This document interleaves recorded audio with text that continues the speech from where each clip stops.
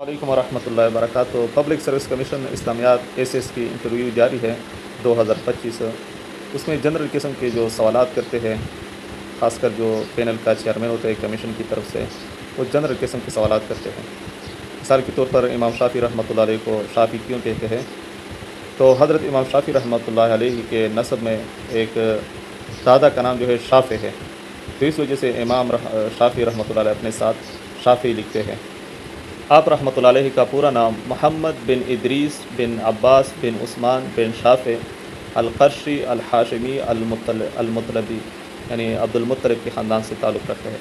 آپ 150 عیسوی میں ہجری میں فلسطین کے شہر غزہ میں پیدا ہوئے۔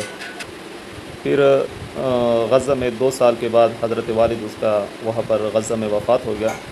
پھر والد محترمہ نے مکہ مکرمہ ان کو لے آئے، وہاں پر ان کی تربیت بھی حفظ کر لیا اور علوم دینیہ کو حاصل کر لیا۔ تو یہ مختصر تعارف تھی حضرت امام شافعی رحمۃ اللہ علیہ کا۔